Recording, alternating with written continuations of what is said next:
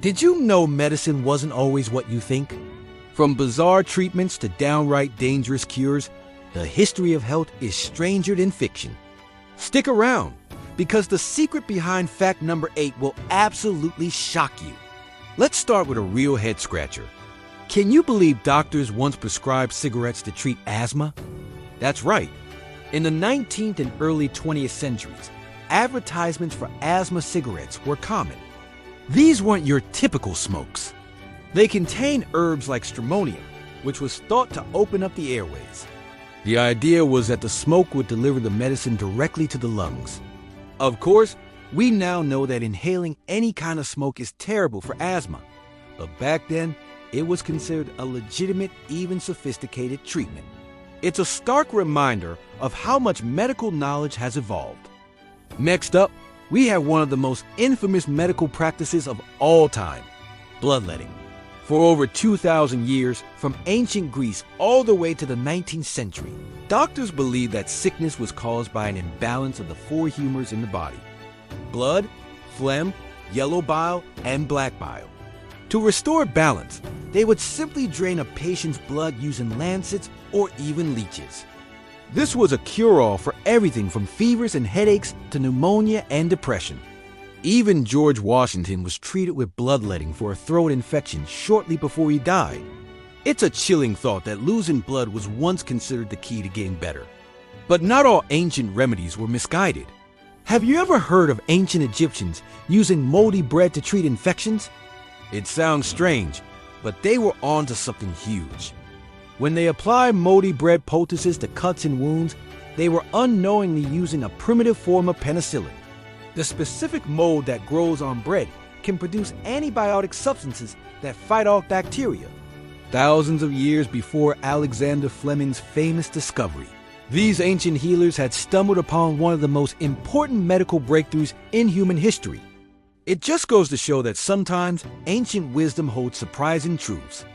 Now, this next one is not for the faint of heart.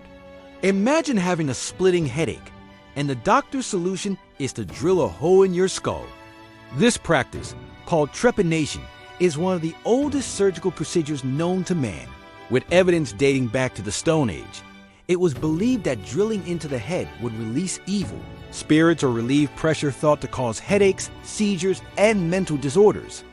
Amazingly, many patients actually survived the procedure, as skulls have been found with signs of healing around the drilled holes. It's a gruesome but fascinating glimpse into the extreme measures people took for relief. Let's talk about a real-life poison that was once considered a miracle cure: mercury.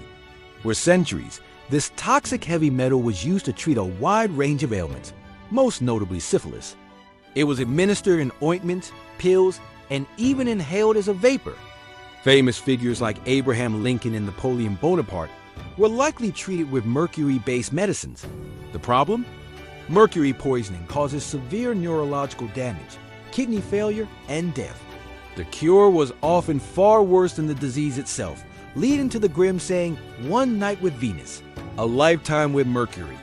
If you're finding these facts as mind-blowing as I do, take a quick second to hit that like button, subscribe, and ring the bell so you don't miss our next deep dive into history's craziest secrets. All right, let's get back to it. Remember bloodletting? Well, the star players of that show were often leeches. These little bloodsuckers were a doctor's best friend for centuries.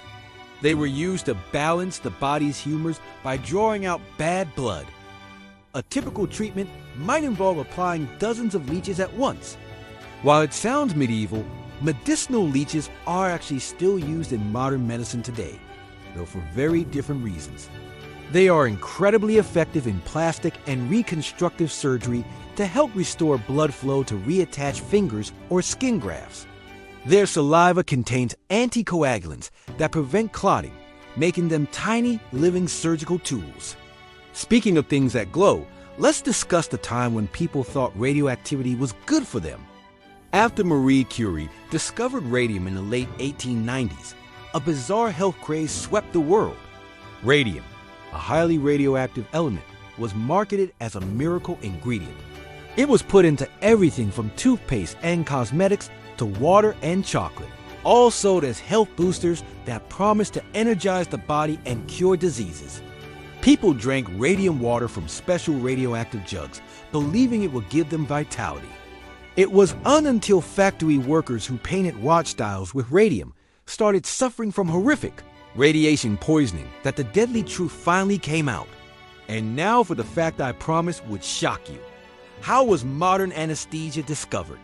At parties.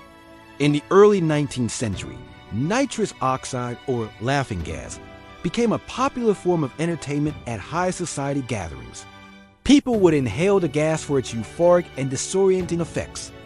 During one of these laughing gas parties, a man under the influence fell and badly injured his leg, but felt no pain. A dentist in the audience, Horace Wells, witnessed this and had a brilliant idea.